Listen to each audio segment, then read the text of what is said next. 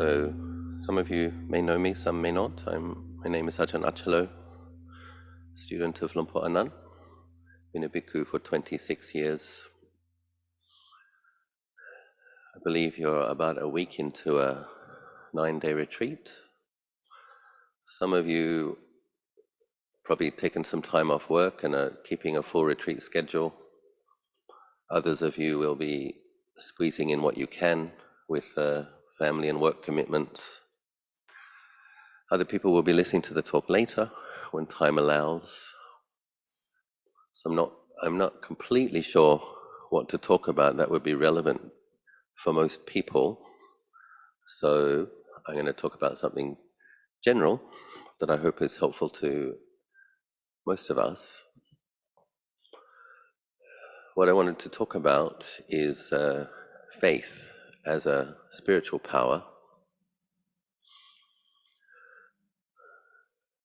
What is faith in the context of Buddhist practice? What is it as a faculty? What is it that we should aspire to have faith in? Some nice thoughts to contemplate. Sometimes faith these days is understood as a kind of a conviction in the teachings. Sometimes it's translated as confidence. One has confidence in the Buddha's teachings, they make sense. One trusts them, nothing harmful in them. Living in Southeast Asia, as I do, and having practiced in a lot of traditional Buddhist holy sites, faith for Buddhists is a lot more than that. Traditional Buddhists bring a quality of heart and a quality of deep devotion to their practice. And when we start talking about qualities like devotion and love, then obviously it's important that this is balanced with, if we're going to give our whole heart to something, we need to understand what we're giving our heart to, what we're giving our trust to, what we are loving. So I thought I'd talk a little bit about that. So faith does need to be balanced with wisdom. At the same time, too much wisdom with not enough of that warm, full faith quality is a little dry.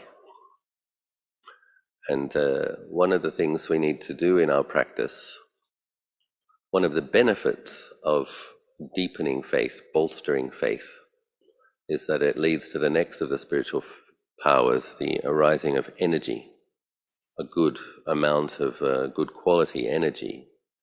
We need this.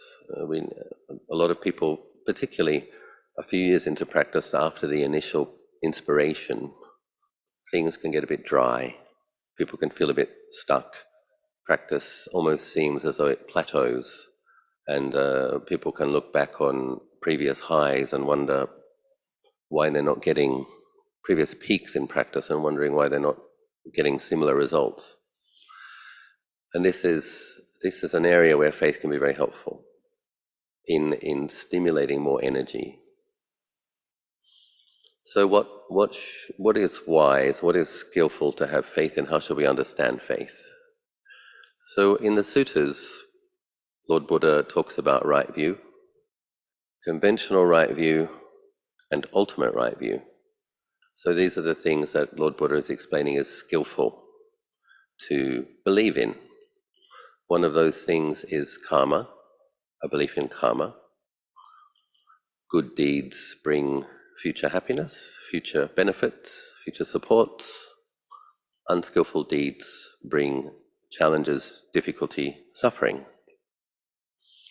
And we need to understand this on a very profound level. And if our life can be informed by this, this will be of tremendous benefit to us, to really believe in the value of good karma and to have concern about the dangers of bad karma. This will incline us to make more and more good karma. another thing Lord Buddha describes as being a matter of fact with regards conventional right view is a belief in past lives and a belief in future lives, a belief in this world and a belief in the other world, meaning parallel realms, hells, ghost realms, the animal realms, and Deva realms. Why do we need to believe that? Why is it skillful to believe in these things? Again, it's if we understand that there are implications to each of our thoughts, each of our words, each of our actions, all of our speech, that all of these things have implications for ourselves in the future, this is going to help us to become much more circumspect and much more careful, much more skillful. We develop two qualities which Lord Buddha describes as protectors of the world or guardians, hiri and ottappa, a sense of conscience and moral shame. So a wholesome sense of concern for consequences for oneself and others. The ultimate right view is understanding emptiness, emptiness of self, emptiness of permanence, the ultimate emptiness of conventional reality. And so as part of conventional right view, we believe that Nibbana exists. Lord Buddha did attain enlightenment. Nibbana exists. And then very importantly, a very important aspect of faith is that we have the same potential to realize ultimate reality, to realize our potential, that the forces of greed, hatred, and delusion are dark qualities that obscure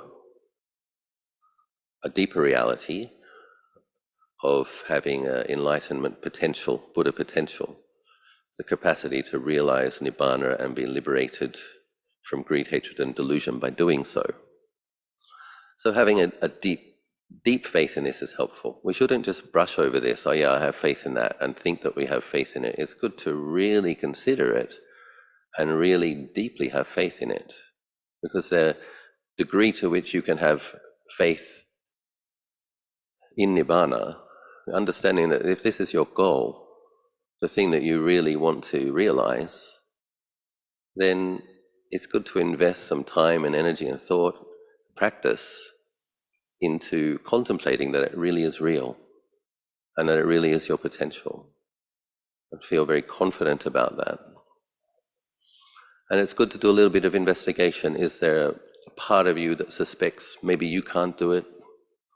Maybe it's the potential of the Buddhas and the Arahants, but maybe it's not my potential. Maybe I'm the one being in the whole of conditioned reality that's utterly evil and completely beyond redemption. Some people do have these deep-seated self-loathing, withholding of metta challenges. And sometimes when we're reminding ourselves of our ultimate potential, it's like shining a light in there and seeing what comes up. If you do doubt that Nibbana is the potential of all conscious beings, then we have to challenge that, or at least consider, how is it possible that there are previous Buddhas, a current Buddha, a future Buddha? How is it possible that there are foremost disciples, chief disciples, laymen and lay women, liberated disciples, Pacceka Buddhas, Devas, who when listening to teachers also attain to enlightenment? Well, we have to consider this deeply so that we understand this is true. This is the potential of having these five khandhas, a body and a mind affected by greed, hatred, and delusion. The potential within that situation is to purify the mind of greed, hatred, and delusion. And so these qualities of a deeper conviction, and then what I'm also suggesting, qualities of when our faith becomes more full-hearted, fully rounded, deeply devotional, we're not devoted in a deluded way. We're devoted to the epitome of goodness. We're devoted to the very symbol of our ultimate potential.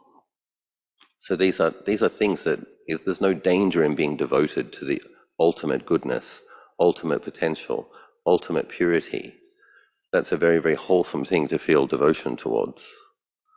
And then understanding that when we take refuge in Lord Buddha, we're also taking refuge in our potential. And I consider Buddhists to be extremely fortunate among religious practitioners, because we don't have to pray to an external force. We don't have to feel like an inferior entity that depends upon a superior entity to better ourselves.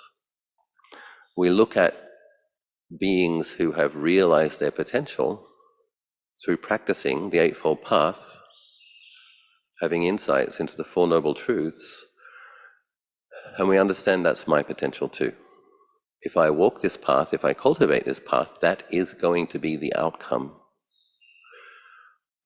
And then once we have that as a kind of a foundation, the basic right view, understanding our potential, developing some confidence in it, qualities like love and gratitude can be beneficial in different ways.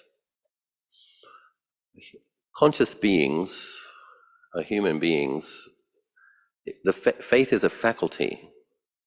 And so we have to cultivate it to become a power. In the beginning, it's not a power, it's a faculty. And if we don't put it in the right place, it will find other objects. And you'll notice this, for example, on the walls of teenagers' bedrooms, what they have loving devotion towards. Pop stars and fashion icons and trendsetters. And oftentimes those people don't have an ethical or moral standard and are bad examples. But that faculty that people have to want to have a sense of loving devotion towards something will function in human beings' minds. And so we need to recognize that it's a faculty and train ourselves to place it on the appropriate object that will be empowering to us. When I was a 15-year-old schoolboy myself, showing my age now, there was a singer called George Michael, and he released a single, Faith. And there's a couple of other middle-aged monks chuckling at the moment. And from what I gather, what George Michael was singing about was he had to find faith in finding a partner who was more than just sexy. That was as best as I understood the song. Of course, he made a lot of money out of that song, but I don't think he helped anybody to be more wise. And this is popular culture. Popular culture will suggest that hedonism, sensuality, peak sensual experience is what life is all about. And there's a lot of people who've experimented with that and ended up quite miserable, not in a happy destination. And so we're very lucky. We know about the Lord Buddha. We know about the Dhamma. We know about the Arahants. We know about our potential. Thinking about what the Bodhisattva did before he became a Buddha, for example, our Buddha, Gautama Buddha, spent 4 asankhya's. Asankhya means incalculable period. Only Buddhas can actually calculate how long a asankhya is. It's an enormously long time. If you understand that 1 eon, the time from the Big Bang, then the universe expands and then contracts and burns up, that's 1 eon. So Bodhisattvas have to practice for 4 asankhya plus 100,000 eons. We need to understand that the 100,000 eons is the small part at the end. The 4 asankhya is an impossibly long amount of time to consider, but they really do it for that long. And the bodhisattvas who have the wisdom approach to building parami, those are the ones for whom it only takes 4 asankhya. That was our Gautama Buddha. He has the wisdom approach of the Bodhisattva path. Those Bodhisattvas, when they become Buddhas, will be enlightened at a time that's called the degenerating age. That's where we are now. And you can see that even in the time of the Buddha, there was famine, there was pestilence, there was war. These are some of the symptoms of the degenerating age. And I think these days there's about 500 million Buddhists in a population of over 7 billion. So not everybody is a Buddhist. Apparently, in the time of Maitreya, the next Buddha, everybody will be Buddhists in the whole world. And there will be no famine, no pestilence, no wars. And people have a lifespan of 80,000 years. That's because he spent 16 asankhya building virtues, 4 times as long as Gautama Buddha. When we consider these things, just acknowledge sometimes it's too much to imagine. So just shrink it a bit. Just imagine the 100,000 eons as a start. 100,000 eons that are understanding that since the time the Bodhisattva could have been an Arahant, when he met a Buddha and received his prediction of future Buddhahood, since that time, 4 asankhya plus 100,000 eons. We think of that and we understand that that being had the potential to be liberated from all suffering and never have to have anything to do with conditioned reality ever again. And they saw the wonderfulness of the Buddha before them. And oftentimes they're also recognizing their potential. Like when they get to the stage where they meet a Buddha and they're about to receive a prediction, they already have accumulated virtue to the point where they could become an Arahant. So they probably have jhana samadhi, they may have some psychic powers, and they've begun to glimpse what an incredible thing a mind is when it's significantly purified and trained. So they develop a certain kind of a courage. They're going to do something to help other beings realize their potential as well, not just be pushed around and lost in the darkness, slaves to the kilesas. But when we think about that, think about how much time Gautama Buddha spent. They don't just perfect their own qualities. If it was just a matter of perfecting qualities, they would have become Buddhas much, much, much, much sooner. It's also about making the karmic connection with the beings who they will liberate. It's also about accumulating absolutely vast amounts of merit so that, for example, the sasana will last for 5,000 years. It's the qualities and the merit. And then oftentimes, from what I've heard, there's a lot of bodhisattvas who are quite highly developed.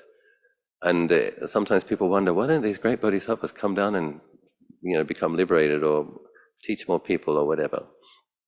And what people don't realize is that the bodhisattvas can only help beings who have the merit to meet them. And so one of the reasons there's a long queue to become a Buddha is they also have to wait for their disciples to be ready. And human beings, conscious beings, can be a bit stubborn, going from the heaven realms to hell realms and human realms to animal realms and up and down the game of snakes and ladders. But we consider what the bodhisattvas invested to be the Buddha, and we feel grateful. And it's good to spend some time really feeling that. It's not a guilt trip. It's not a you should be grateful. Here really is an example of an extraordinary being that did something truly wonderful and incredibly selfless. And when we think about that, sometimes tears can come to our eyes of gratitude. Wow, another being did that because they wanted to help me. How wonderful. And to spend some time, I would suggest, feeling blessed. How often do we have miserable, depressed, dejected mind states when we focus on unskillful things? This is one of the values of the anusati samatha practices, when we train ourselves to think about skillful things and think, wow, the Buddha delayed his own enlightenment for millions of lives so that he could help me. And I have the merit to have met the teachings. I have the skillful means before me. I can commit to this training and benefit myself. And to feel grateful, to feel blessed. And what a wonderful foundation then to try to develop some insight, where the mind will be somewhat bright and somewhat happy, experience some contentment. These are qualities that incline the mind to experiencing more samadhi. An overactive fault-finding mind does not incline the mind towards samadhi. Going to hassle yourself, you broke that precept again, you slept in again, or you didn't do good enough there, blah, blah, blah, blah, blah. That's not going to incline the mind to samadhi. We do have to recognize when we're falling short. We do need to keep improving our practice. But if the critical fault-finding mind is too harsh and heavy, the mind will not be glad, it will not be content, it will not incline towards samadhi. So this is where things like feeling blessed, recognizing our opportunity, rejoicing in the virtues of the Buddhas and the Arahants, learning how to gladden and brighten the mind, can be truly and deeply nourishing. Recently, I went to the Shwedagon Pagoda in Myanmar, in a city called Yangon. For many years, people who have also been there have told me, Ajahn Achalo, you will love the Shwedagon, it's beautiful, it's really holy, it's really wonderful. And for whatever reason, I didn't get around to going until recently.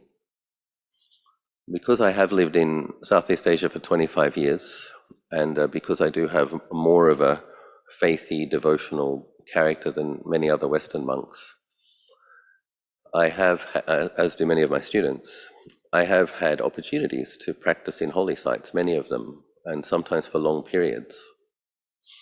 Many people know that I've spent 4,000 hours meditating under the Bodhi tree in Bodh Gaya on 17 separate trips, oftentimes spending a month to 6 weeks. And I think that's part of the reason I didn't go to the Shwedagon, is because if you can go to Bodh Gaya, the seat of enlightenment, Bodh Gaya is very special because the previous 3 Buddhas of this eon, plus Gautama, plus Maitreya, they all get enlightened in that place. It's the most holy place in the universe, the Vajrasana, seat of enlightenment. So it's like, if you can go there, the mother of all holy sites, why would you go somewhere else? And I had some thoughts as to why you might go somewhere else. Every time I go to Bodh Gaya, I usually get food poisoning and a chest infection, as well as having an opportunity to practice a lot of meditation and experience some nice samadhi. And Yangon has a very similar environment weather-wise and is cleaner than modern-day Bihar. And I had a shorter amount of time. Some lay students were available for a 2-week period, and they asked me what I wanted to do. And so we went there. I went with Ajahn Yaniko, a good friend of mine, Ajahn Stewart, here from Wat Mapchan.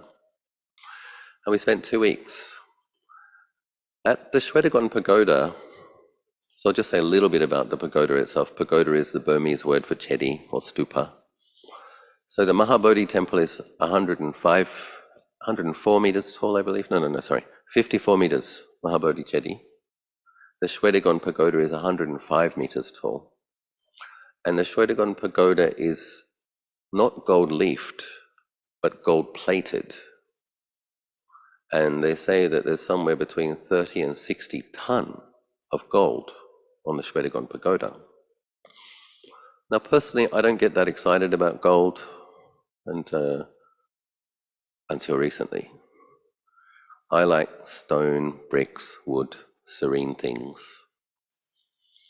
But when you see all of this precious element, the most precious element on the planet, offered to the Buddha out of gratitude and love and respect, it is very touching, it is very moving. Another thing that was very interesting about observing a gold-plated chedi, which is very tall, is that in every type of weather it always looked beautiful. In dark, cloudy weather, it still reflects light. However much light there is, it reflects it. Even when it's raining, the chedi looks beautiful, and much more so at night when it's lit up. It's like a symbol. Well, Chedis are symbols of enlightenment. They're monuments to recollect the enlightenment of the Buddhas. So at the Shwedagon Pagoda, there are 4 viharas, north, south, east, and west, which are devoted to the 3 previous Buddhas and Gautama Buddha: Kakusanda Buddha, Konagamana Buddha, Kassapa Buddha, and Gautama Buddha. And it was very wonderful to have the opportunity to pay respects in these viharas day after day. And I was going to kind of explore how would one practice pilgrimage or devotional practice in this site.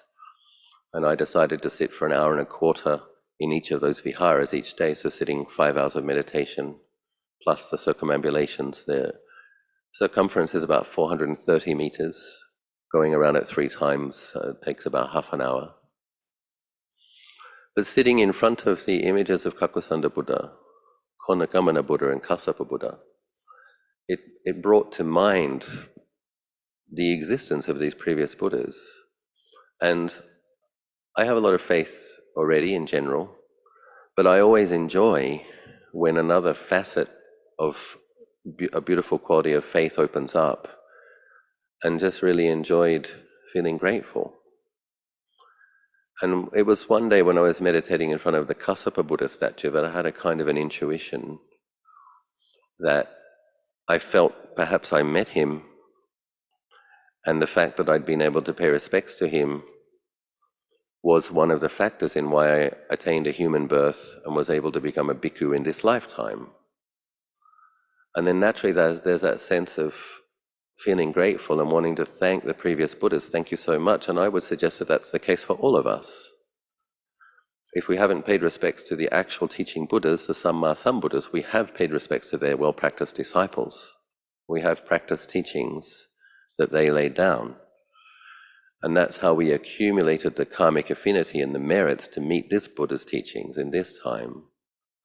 And so it was quite a really wonderful opportunity to experience some expansive mind states of gratitude. And gratitude is really beautiful quality, very close to mudita brahmavihara.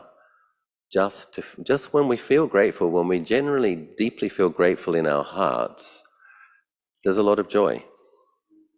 One literally feels blessed. And a lot of people will tend to think of Maitreya Buddha, but very few people think about the previous 3 Buddhas and the Buddhas that came before them. And so it's nice to have had an opportunity to do a bit of a focused period of practice for 2 weeks and recollect the example of those previous Buddhas and to feel that depth of gratitude. Another thing, of course, that happens is the recognition that Myanmar, Burma, was another country that had many arahants, 2 millennia of Buddhist practice, so hundreds and thousands, millions of Buddhist practitioners.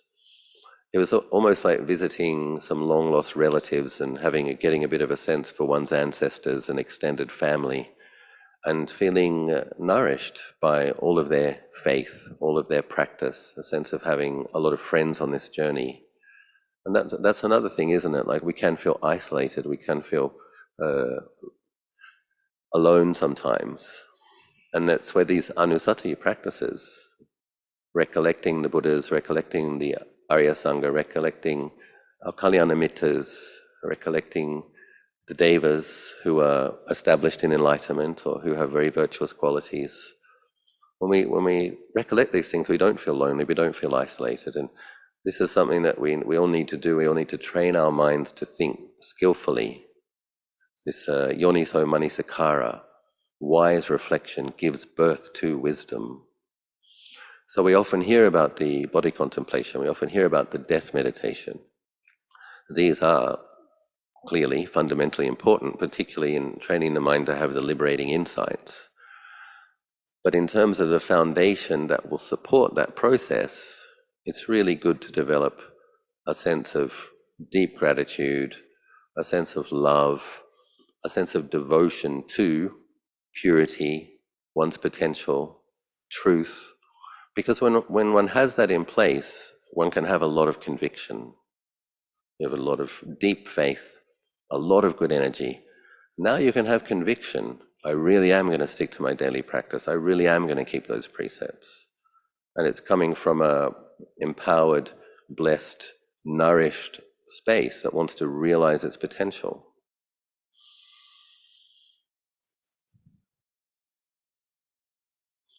Other Anusati practices or Brahmavihara practices, which are very helpful, of course, is the metta practice. Oftentimes when people are in the meditation retreats, it can get a bit tense at times. Tan Ajahn Anan used to recommend that I would do 10 minutes of metta meditation at the beginning of my sits. When I was a much younger monk, I was trying really, really hard, sometimes getting good results, and then getting grumpy the next day. And I asked Tan Ajahn Anan what was going on, and he actually said, well, you're trying too hard.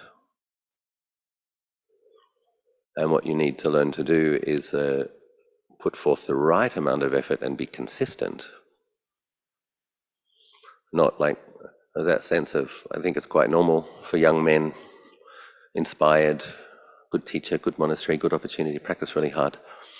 But we have a modern sense of attention span and instant gratification, kind of hoping that you'll be enlightened by the end of the week. And it doesn't work that way for most of us. So,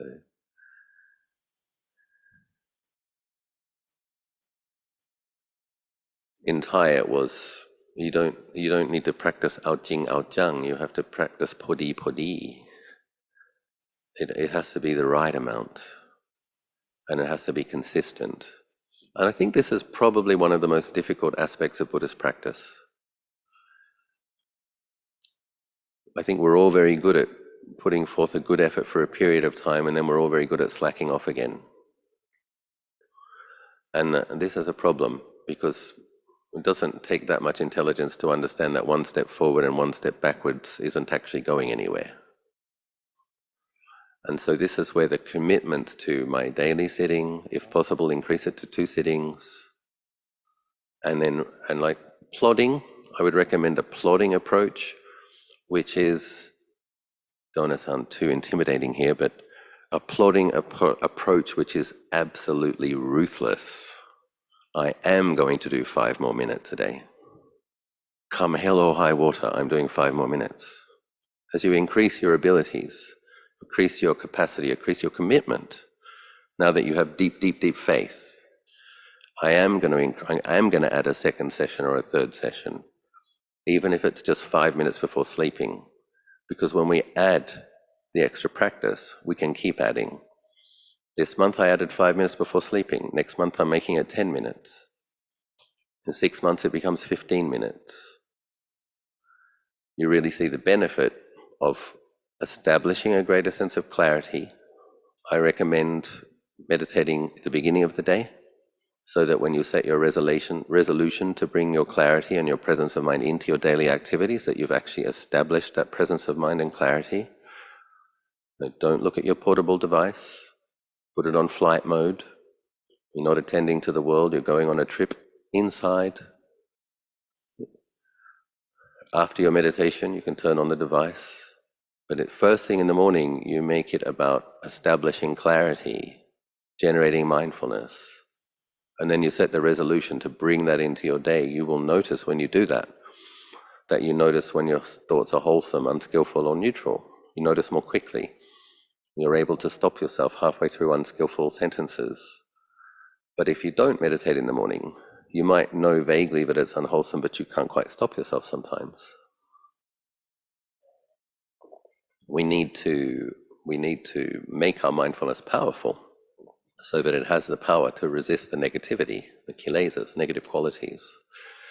And then ultimately, I would hope that we can all aspire to sitting every morning, every afternoon, every evening. It doesn't have to be sitting, it can be walking, it can be chanting, it can be listening to a Dhamma practice, but doing something in a formal sense that establishes clarity, reminds us of our goals and the central teachings and the training, brightens the mind, clarifies the mind, and also restrains us from attending to unskillful things. These days it's so easy with the devices to be lost in unskillful media or just useless kind of shallow conversation and comments on all sorts of things, sending the mind out into the world constantly, reacting constantly. So when we make a commitment to periods of time where we do formal practice, we're not doing that other stuff. And this is very helpful. You're not bringing the darkness of the world into the mind. You're generating the radiance of mindfulness and bathing your body and mind in that and bringing that into the world. Certain things you can do. It's all very easy for me to speak here, sitting in Ajahn Anan's monastery, living in Thailand, about pilgrimage sites, holy sites, devotional practices for people who live a long way away. You might be wondering, how do I do that? What do I do? And so this is where Tan Ajahn Achalo recommends these practices like chanting the praises of the Buddha, the Itipiso chant, doing it 108 times. I think it can be really helpful. I know not everyone's a faith type, but I do think everybody can benefit from deepening their faith. And so things like having a nice Buddha statue, making the effort to offer fresh flowers at least once a week, like having some kind of a loving devotional relationship with this object of refuge, which is a mirror of your potential. Maybe offering some essential oils or a non-toxic incense, whatever. You find a way to express your gratitude and your devotion because it brightens your mind. You don't do it for the Buddha statue, you do it for yourself. And was one of the wonderful things in Burma was seeing so many of the local people, even younger people, all turning up with a beautiful bunch of flowers in lovely colors, these roses that are grown in Burma, and wearing their traditional outfits, the men wearing their sarongs from their waist down to their ankles, the women also, everybody dressed very modestly but very elegantly, everybody arriving with a bunch of flowers or a string of jasmine, offering to the various shrines, very moving. But we can do that at home, wherever we are. Get a Buddha statue that speaks to you about a quality of the Buddha that you respect, whether it's the purity, whether it's the peacefulness, whether it's the kindness. We find an image that speaks to us, or a tanka, a painting. And then doing this itipiso. So we try to generate it. Don't just force yourself to do it because it can feel really, really tedious. Spend some time thinking about why you are grateful to the Buddha, how he demonstrated the potential, and how you're so grateful that he explained that that's your potential. Get some feelings of gratitude going, and then start chanting and try to increase those feelings. Some people need to chant faster, some people need to chant slower. If you make a commitment to doing 108 itipiso verses a day, you might do 36 in the morning, 36 in the afternoon, 36 in the evening if you like to chant it a bit slower. Other people might do it one session a day. I had a close student who unfortunately recently passed from breast cancer, but for the last 2 years of her life she did do 108 itipisos on an amber mala that I gave to her as one of her teachers. We recently cremated her body, and I said to her sister, please cremate her with that mala. It's a reminder to keep practicing, just in case if she was a lost ghost, she would see her mala and remember to practice. But I have some special connections with special abilities, and that lady is not a ghost, thus have I heard. She didn't need the mala, but at the very least, the amber mala was a fragrance puja to her goodness, and several people said when the body was burning that it smelt like incense. That was one of a little fragrance puja to one of my dear friends this lifetime. And find, it doesn't have to be the 180 itipisos, whatever it is to you, what chant speaks to your heart, what chant encapsulates why you think the Buddha is a refuge and wonderful and why you're grateful. What chant is it? It might be the verses of the Mangala Sutta, it might be the Metta Sutta, it might be the Dhammacakka Sutta, it might be the Anattalakkana Sutta. But if there's a chant that you particularly love, you can make that a practice, do it more often, do it in sets. If there's a mantra that you appreciate, or just do it. Developing more of a facility to do samatha practice, deliberately and intentionally brightening the mind, deliberately and intentionally accessing this faculty of faith and bolstering it, empowering it, then using the energy that you get from that to be consistent with your mindfulness and understanding that that is what's going to incline the mind to samadhi. We have all of these things in place, of course, that's where the insight occurs. And to find the energy and the resolve to be consistent, which is, as I said earlier, I think our biggest challenge. But when we have deep and good faith and a lot of energy, we can develop the conviction.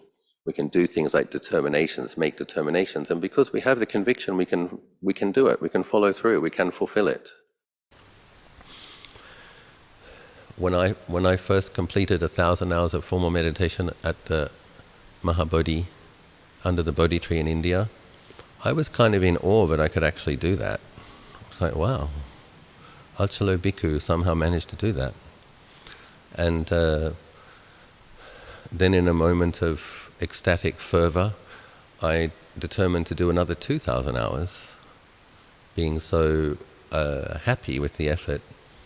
1,000 hours for the Buddha, 1,000 hours for Dhamma, 1,000 hours for the Sangha under the Bodhi tree. Practice puja, pati puja, offering of the practice in gratitude. And then I remember getting to the 2,000 hours point and feeling like that might have been enough, this is getting hard. And, but then this is where our Kalyana Mittas can be very helpful. My friend Ajahn Achalo was passing through Bodh and I asked him, could you please sit the last 1,000 hours with me? That would be very helpful if I could have a friend. And he agreed. And we did manage to complete 3,000 hours under the Bodhi tree of formal sitting. Another year or two went by and I kind of thought, okay, that's enough of that. And you know what happened? I actually, to do that, to plug away, to be able to count your meditations in thousands, you actually have to do about 10 hours a day for it to be practical. So that's what we got up to, 10 hours a day for 6 weeks, twice a year.